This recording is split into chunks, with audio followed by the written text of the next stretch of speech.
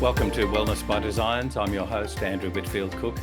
Joining us today is Dr. Michael Jurgelewicz, who's a doctor of chiropractic and deeply involved in his clinical practice, but also head of research and design with Designs for Health USA. Dr. Mike, welcome to Wellness by Designs. How are you? Good. Thank you for having me. My pleasure. Our pleasure. Now, can we start off? Firstly, we're going to be discussing treatment options for insulin resistance today, both in men and women, maybe favoring women a little bit because of certain fertility issues. But can you speak firstly to some of the statistics, some of the significance of prediabetes and why these individuals should be seeking out nutritionists and naturopaths for treatment? Sure. I mean, specifically, if we're looking at the statistics in Australia, when you're looking at the self-reported diabetes, this has increased from around 3.3% up to 4.4% from 2001 to 2017 or 18. And when we think about this more globally, it's estimated that 1 in 2 people living with diabetes are unaware of their condition. So there can be lots of complications associated with that. And then also just over 1.3 million people were newly diagnosed with type 2 diabetes between 2000 and 2021 in Australia. And this is an average, when you're really looking at from a number perspective, around 60,000 people each year.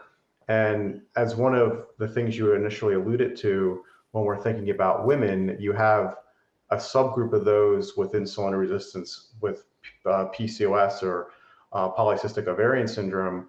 And that represents in Australia about 8 to 13% of women, which is about 1 in 10 women. And when we think about, some of these statistics, we have to think about the expenditure. So when you look at from 2019 to 2020, there was an estimated 3.1 billion of expenditure on the Australian healthcare system that attributed to diabetes, representing 2.2% of the whole disease expenditure. And this can represent those with type 2 diabetes, gestational diabetes, so that's during pregnancy, and then other causes of insulin resistance, such as the polycystic ovarian syndrome. And as you mentioned with the significance of prediabetes, this affects about 3.1% of those in Australia. And why this is important is those that have prediabetes have 10 to 20 times greater risk of developing type 2 diabetes. And if you've been told you have type 2 diabetes, it's important to make those lifestyle and dietary changes, such as exercise, because 1 in 3 people that have prediabetes will end up developing diabetes. So that's about 30%. And what's even more significant with that is there's an increase with dyslipidemia. So those with high cholesterol levels or high blood pressure levels is significantly greater in those with prediabetes than diabetes, because these are the people that are typically not getting managed with anything. And the problem is these people that are, undiagnosed with it have that additional concern of developing, other sort of complications such as, chronic kidney disease, issues with diabetic retinopathy, and even stuff from a vascular perspective. Yeah. I think one of the frustrating things, at least for me, is when you talk about prediabetes, it's not even acknowledged in Australia. Try and get a fasting insulin done, or this is something that concerns me. If you asked a GP, an orthodox GP, for a fasting insulin level, you would be knocked down and told that it's not approved, basically. If you, however, ask for a HOMA IR, a HOMA insulin resistance test, that involves fasting insulin, but that's approved. And it's kind of like this disconnect of, do you know what is involved in that test? So I also wanted to catch myself out. I just before in the first question said naturopaths and nutritionists, and I should, of course, be including chiropractors and holistic doctors and all of those brethren of the complementary integrative medicine fields. But yeah, what do you say? What's the landscape in USA? Because you're as opposed to Australia, because you've sort of dabbled in both. Yeah, so I mean, obviously, I wanted to provide everyone with some of the statistics in Australia, but in the U.S., it's similar in the sense that individuals that have prediabetes in that range are not really being told they have prediabetes because it's more of a dysfunction at that perspective. And until they really hit that threshold from a fasting glucose or hemoglobin A1C, they're not going to really get managed with medication for their symptoms and disease management. And why the frustration or challenging with that is when someone's in that prediabetes range and they don't know it, that number one, that's probably one of the best opportunities to make the changes because they're in a more dysfunctional state as opposed to that chronic disease state. But in addition to the conversation about, I think it's 10 to 12% of those with prediabetes are actually told they have it. So the other 90%, since they don't, that's, like I said, the perfect opportunity. But in addition to, as a result, these individuals are not being told that they can change the trajectory of their dysfunction or disease state with dietary lifestyle changes or nutritional therapeutics. And it's really just, we're going to keep an eye on things and not really any sort of game plan. Yeah, it's almost like they've noted that women who have gestational diabetes have a higher risk of going on to develop diabetes themselves. Same with their children. Yeah, absolutely. But it doesn't seem like, as you say, to have a game plan to say we should be watching you. You should be under constant surveillance from there. I'd also like to ask there, with these 90% of people that fall through the cracks, what should maybe they be looking for to alert themselves to say, maybe I should be seeking some help here? Are we talking about, the post-lunch crash, the postprandial crash, or are there any other symptoms they should be looking for that might twig their interest or their alert? Yeah, I mean, a lot of these individuals are going to possibly have some of the similar symptoms. One that someone that has uncontrolled diabetes, that they can start to notice they have frequent urination. They may be waking up in the middle of the night, going to the bathroom. In addition, due to the dysglycemia or that imbalance in the blood sugar, you're right, they could have different crashes, when they're with that throughout the day when they're eating food. And in addition to, they may have some sleep disturbance because the whole regulation with blood sugar handling and glucose can impact, those things can crash and spike throughout the middle of the night, and you have some issues with that as well. So do you advocate for these sort of people to, maybe get one of these patches that can test your blood sugar on a continual level for 2 weeks or so? Do you use these a lot to sort of say, hey, listen, maybe we should be looking at this, or do you just go in with a fasting insulin or other tests? Yeah, so I mean, and that's a good point to mention with the insulin, because it's not just the fasting glucose, it's the fasting insulin, and many times that can increase first.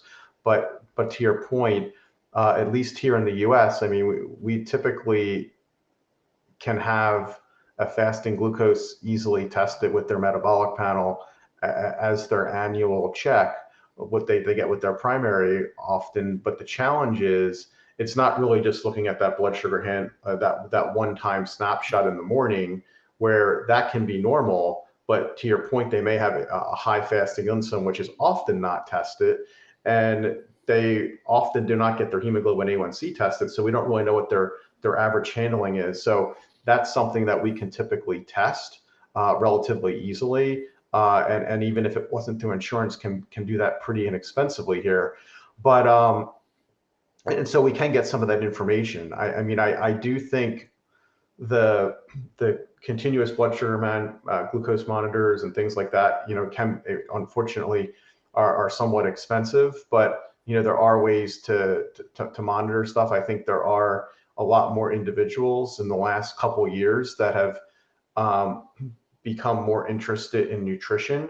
And I also think through some of the frustrations that they may have experienced in the traditional model with practitioners and maybe not really having people listen to them or spend time with them and really listen, there's more people that are, because many times with the insulin resistance, it's not just really looking at blood sugar and insulin. A lot of them may have other metabolic dysfunction around dyslipidemia and other issues, and they're often aware of that. And I think more and more people, just due to side effects with certain medications and things, are seeking natural alternatives, and they're coming to either integrative functional medicine practitioners or nutritionists. So with regards to dietary factors, obviously this is a huge issue. I've run across patients who at no stage in their whole diet ever do they eat fresh food.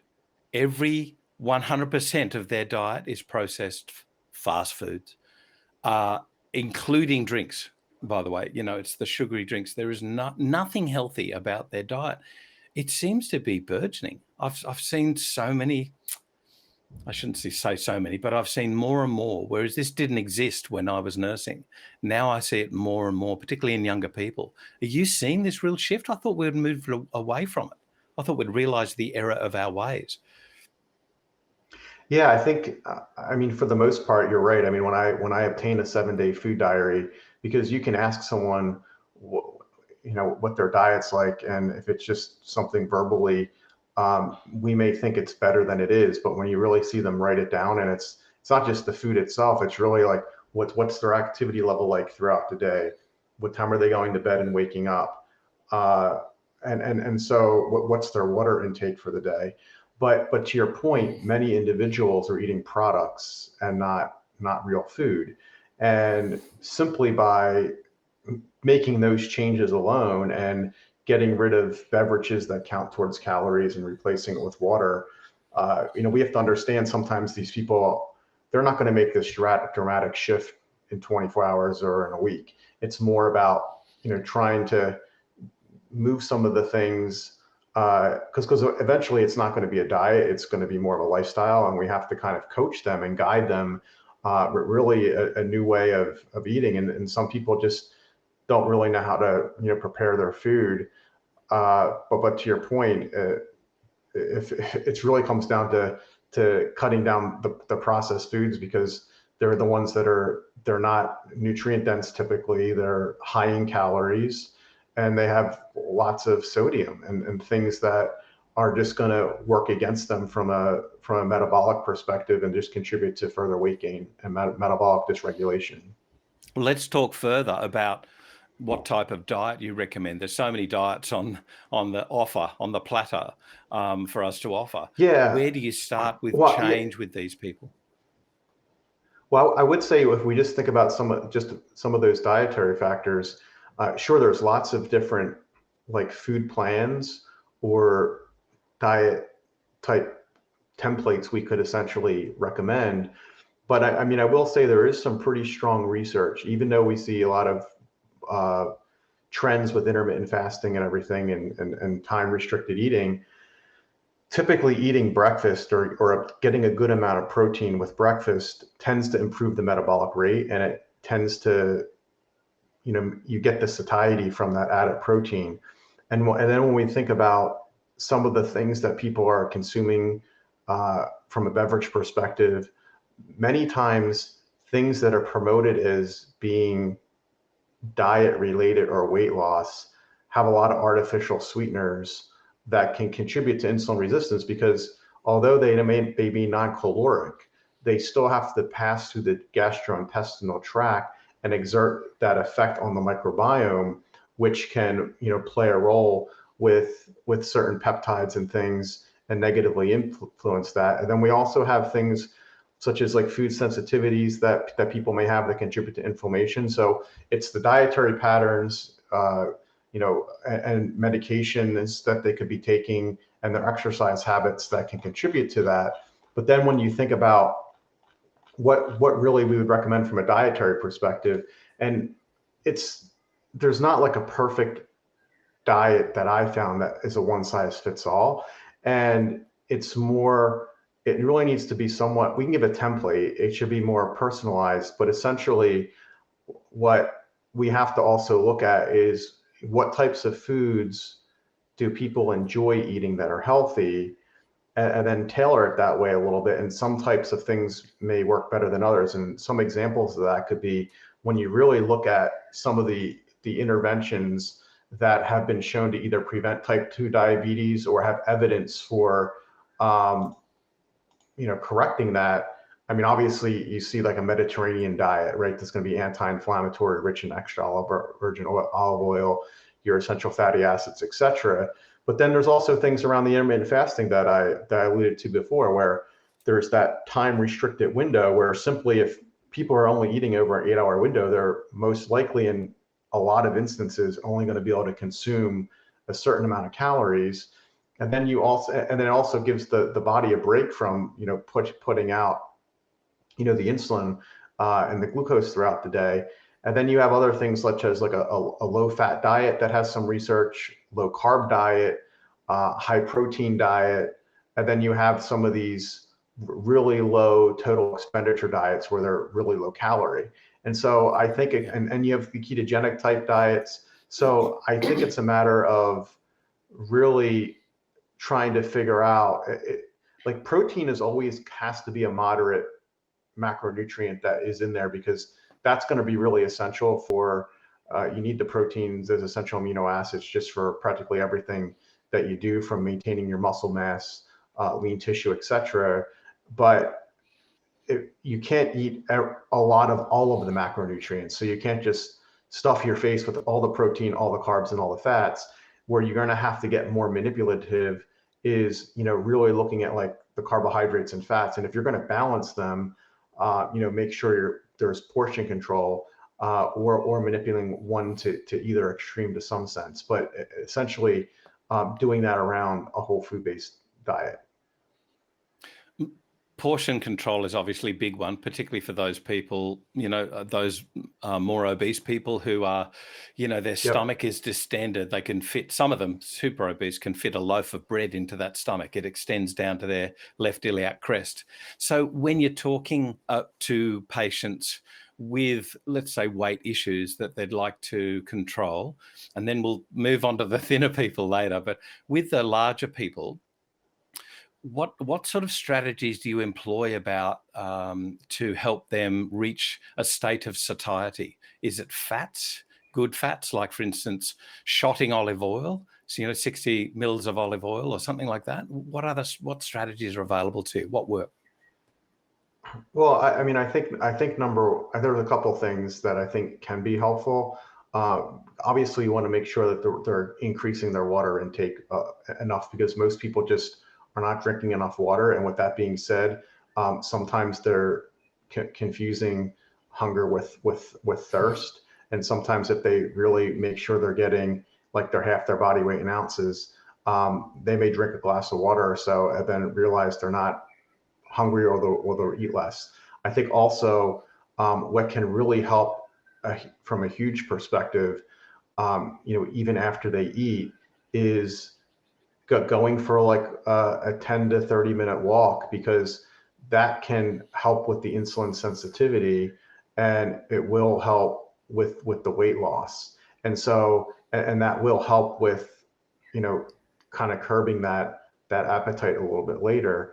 But I think I think we really have to make sure, if we're not guiding them from an exercise standpoint, really trying to partner or work with someone that's either a personal trainer or find something they're compliant with, because ultimately, I may like lifting weights, but that person may not. And we really have to find some sort of form of exercise that they enjoy. So they may like walking, or they may have access to, it doesn't have to be going to a gym. They can do simple bandit stuff at home, but it's about really moving. And I think there's been so much research lately with combining the two that it speeds up the process of everything. And, we just know that muscle is basically an organ and it has to be stimulated for our function. And those are some of the things. But as far as fat, I mean, for sure, that's going to help with satiety. But I think it's important from a fat perspective. You're probably going to be safer eating like, a half an avocado with a meal, or a handful of nuts, or, using a tablespoon of extra virgin olive oil with a salad, as opposed to sometimes where things get out of control a little bit is people are using a lot of vegetable oils that get marketed as being healthy on like their salad. So they may have a salad with chicken, and if they're having like several tablespoons of that, those calories can get away. So when you think about like, 15 or 16 grams of fat per tablespoon, it's going to be much harder for them to kind of exercise that kind of caloric excess off. So we definitely want to make sure that they're getting those healthy fats, but it's not too uncommon that sometimes people try to eat healthy and they may not preparing something, and then they go have a salad out somewhere, and they don't realize, like, when they start adding the dressings and other stuff, they're trying to do the good thing with having the salad, and then just the calories from the other stuff just adds up too much. When we're talking about walking after a meal versus that concept of sympathetic versus parasympathetic nervous stimulation, how brisk should that walk be? Is it just a leisurely, relaxing walk where you're just chilling, or is it like, hey, let's get Yeah, into this? absolutely. Yeah, I don't think it's not like the second you're done eating, right? I mean, you want to have that mindfulness when you're having the meal, and you want to, digest that meal. But I would say anywhere from like, after that digestive process started, you completed your meal, maybe like 15 minutes later or so, you can definitely, just, I would be doing more casual work. I mean, no one's going to do some sort of like high intensity interval training or intense cardio session on a full stomach like that. I'm talking about, in that case, more of just like if someone's going to walk their dog, for example, and it's just to kind of move that way. Yeah. And so to nutrients, favorite nutrients. Can I ask you, we've got, for instance, myo-inositol available to us now in Australia. It's been available for a while now, but I see dosage issues with a lot of products. Can we talk about a few of your favorite nutrients and perhaps look at the relevant dosage for people with, insulin resistance, diabetes, and especially polycystic ovarian syndrome? I see myo-inositol employed quite frequently here. Did you want to talk about myo-inositol first, or some of the other stuff? No, myo-inositol, please. Yeah. And relevant dosages. Yeah. So, I mean, what I would say in general about myo-inositol is inositol in general is going to occur in 9 different isomers. And the most common in the supplement industry is the myo-inositol. And when you think about what is the average food derived intake of myo-inositol, it's about 900 milligrams a day that we would get from the diet. And as you mentioned, what's exciting about it is that the myo-inositol has been shown to mitigate some of the symptoms and some of the underlying dysregulations of people with insulin resistance, including those with PCOS. And it's believed to work by reducing insulin resistance, as well as mitigating metabolic syndrome. So when you think about like whether you take a supplement form of it or you get it from the food that you're eating, it's going to compete with glucose for gut absorption and intracellular uptake. And so it's estimated that our endogenous synthesis of the myo-inositol from the glucose is about 2 to 4 grams per day. But the problem is it's impaired by high glucose levels.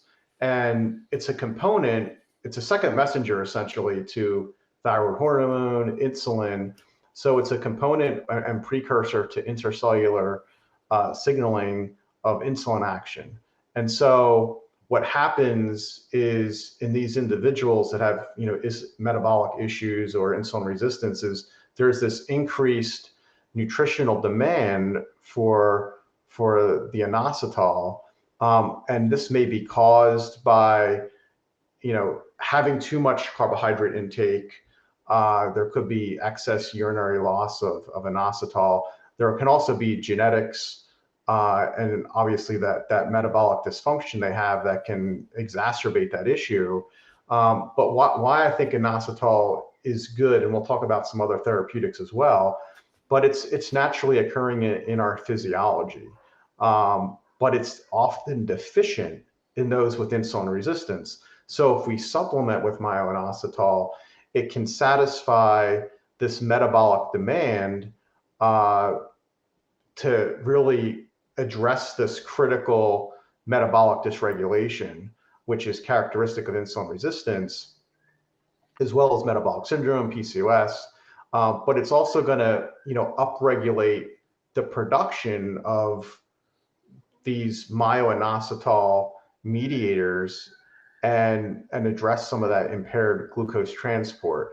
And so when you're talking about what the dosing is, well, from what I've seen, most of the dosing is going to be between 2 to 4 grams per day, typically like in a twice daily dose.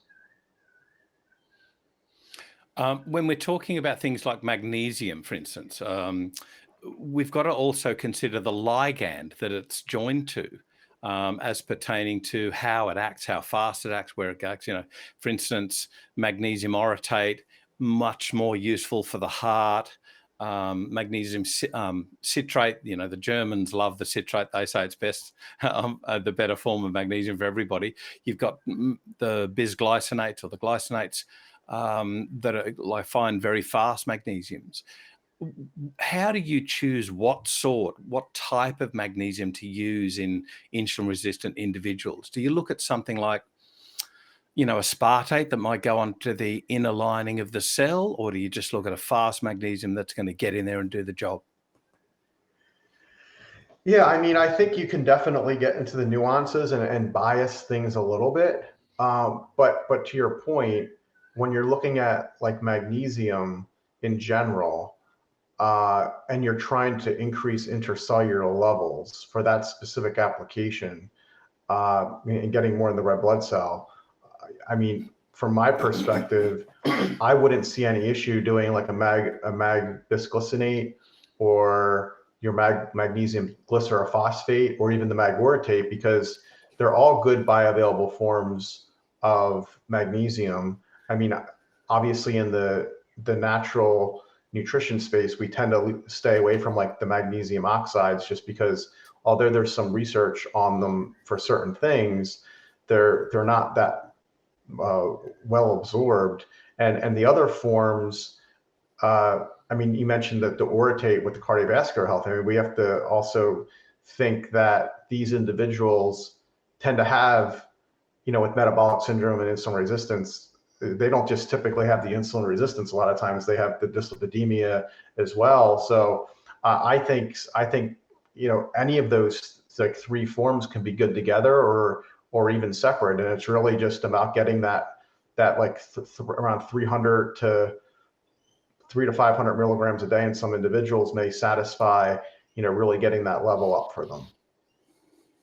Anything else that we should be considering? For instance, just the other day, speaking with a patient, and it seems like cortisol, they had a high pressure job and cortisol was driving everything. So I said, look, we can put you onto some things that might look at your blood sugars now, if you like, or your dyslipidemia, your insulin resistance type symptoms now. But unless we address the stress, we're never going to make any moves. How do you unravel that web about where you should be attacking the cause? Yeah, in that case, if you can't, you can try to have them do other things like yoga or meditation or exercise, things that are gonna, help with that. But if they have certain stressors that they can't really address that underlying, cause of it, I mean, they can obviously do certain, adaptogens that may help at least manage things while they have that. In those cases, I think it's more of them doing like different lifestyle type things in conjunction with maybe some of the adaptogens. The reason, lipoic acid can also be beneficial, but I think what's good about like the inositol and the magnesium and some of these micronutrients is because there are other botanicals out there like berberine and stuff that you see people use for helping with insulin resistance and blood sugar control. But a lot of times when people are in that prediabetes range or dysfunction, we typically want to give them the cofactors that are going to help them metabolically first before we kind of have, some of those other botanicals. And even if someone has diabetes, and when you think about like metformin that they often get put on, it was interesting because they had a study showing metformin combined, by itself at like 3 grams a day. And then they combined it, they cut the dose in half of the metformin. So now the person's able to reduce their metformin dose in half. And what they added was 2 grams of myo-inositol to it with lipoic acid. And the metformin group had a reduction in their body mass index by 15%, where the metformin with the myo-inositol and the ALA went down 28%. And it also lowered their total testosterone. So like the testosterone came down like 33% with the metformin, but it came down 75% when they added the metformin to the myo-inositol. So it's not only great for those individuals that have the dysfunction, but it has a synergistic benefit with their medication, and it's not going to interact with their medication. And so especially for those people with PCOS. So Yeah. I really like that. I mean, but the thing is, when people have these metabolic issues, they have increased nutrient demands often, and metabolic demands and inflammation that they typically require some nutritional therapeutics. Now, obviously, we can't just out supplement the poor diet, but they often have lower levels they have lower levels of, I would say, sulfur. So things like glycine can be helpful that you can get from collagen, and vitamin C can be helpful because they often have low plasma levels of C, just because of those metabolic demands. So besides giving them like a broad spectrum vitamin that's going to cover some of those cofactors, like their zinc and their maybe a little bit of the vitamin C, adding the things like the inositol and the magnesium. And then if they're at a point where they're in that higher end of the prediabetes range, then at that point they could consider something on top of what we talked about, like a berberine, because interestingly enough, berberine is almost like an analog to metformin when you think about its benefits on blood glucose. But what it has or what has been shown with berberine that you don't typically see with the medication is you see a reduction in waist circumference, as well as the benefits on reducing the LDL cholesterol and the triglycerides that you don't typically see with metformin. And there's also some research on it, being safer for the liver than metformin. So for some of these individuals that may not tolerate it, and it's interesting because there's all these mechanisms with berberine on like the AMPK, activity, but we also have to think about how berberine can modulate the gut microbiota as an antimicrobial agent. So some of these people typically may have dysbiosis in their gut from like the foods that they've been eating. And because of that dysbiosis, they can have some populations with like their Firmicutes to Bacteroides ratios, where they may have a higher caloric extraction from food, the bacteria, than the others. And so you take a lean person and an obese person who may be eating somewhat of the same diet, but having a different result from a a weight loss perspective. So you can see a benefit with berberine. So I do feel like when I have people that have the dyslipidemia along with these high insulin, I should say the dysglycemia, it can really help jumpstart them from a weight loss perspective. What an awesome point. That's so important. We there seems to be this it's almost like a backwards flip with berberine going, oh, we shouldn't be using it too long. Hang on. In these people who are dyslipidemic, they've got an issue that you need to be addressing with the microbiota. So it's a really good point you make there, Mike. Mike, there are so many points I'd love to cover. I wish this podcast could go on for 3 hours. Can I ask you, though, maybe as a last question, and I'll try and stop myself, but you mentioned something there about the metformin and the combination with myo-inositol and lipoic acid. When you're talking about utilizing these therapies, berberine, for instance, it could be an issue. What nutritional therapies do we have to be cautious of during pregnancy? Because, some of these women, they're infertile, their fertility is addressed, but then they go on to become pregnant. Then they've got the risk of gestational diabetes. How can we help these ladies?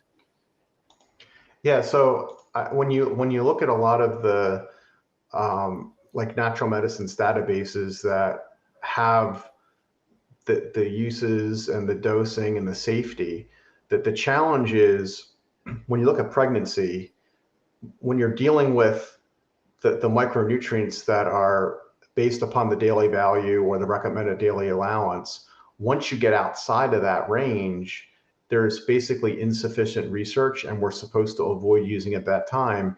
And then the same thing happens with like botanicals or your neurotransmitter precursors, et cetera. So what's typically safe with pregnancy is like obviously like your multivitamin, your fish oil, your vitamin D, your amino acids, protein, some probiotics. But where inositol is great, specifically the myo-inositol, is they studied this in pregnant women for gestational diabetes up to 4 grams per day. So normally with other nutrients, if you said, I'm going to go above the daily value for that nutrient per day, there's going to be typically an issue. But because this is such a gestational diabetes is such an issue with pregnancy, and obviously you don't want to cause any harm with side effects of having non-serious adverse reactions with botanicals and things. There's been quite a bit of studies like starting from 2017 through now that have shown the safety with these doses. So comfortably as like a manufacturer, we could say, and even a clinician, that we would be comfortable with that because the studies are there, and knowing that this is an endogenous compound that's in our physiology. It's not like you're putting something into the body that's foreign that we have to worry about, like, oh, what's that going to do? And there's the safety with it, and the whole point is if we, I would even say, a lot of times, in some of the research, it shows that there's the benefit of supplementation in those that are at risk in their first trimester. So I would almost be thinking about if someone is already a little bit overweight, or they have some dyslipidemia, or they've had some dysglycemia issues, but they don't really have, they're kind of trending upwards, that they may have a risk, or there's maybe a family history. There's no harm in starting these individuals in their first trimester along with their prenatal with this, because again, we don't want to be reactive when they get to the 3rd trimester and they have this issue. Giving to this as a preventative standpoint can help, reduce that, which is definitely going to, reduce, the risks of, any sort of, complications later in the pregnancy. Absolutely. Dr. Mike Jurgelewicz, thank you so much for sharing your knowledge with us today. I wish we could go longer. There are so many issues that we can dive into here. So many things that you've got me thinking about. And thank you so much for taking us through the safety aspects as well. I mean, it's obviously you're a dedicated clinician who knows their stuff from the patient's perspective about trying to work with them to change their lifestyle there and eventually their outcome. But I thank you also for your, really diligent research and development to say, yes, this is safe. No, we can't do that. We should be looking at this. Well done to you. And thank you so much for joining us on Wellness by Designs. No problem. Thank you for having me. And thank you, everyone, for joining us today. Remember, you can see all of the other podcasts and the show notes on the Designs for Health website. I'm Andrew Whitfield Cook. This is Wellness by Designs.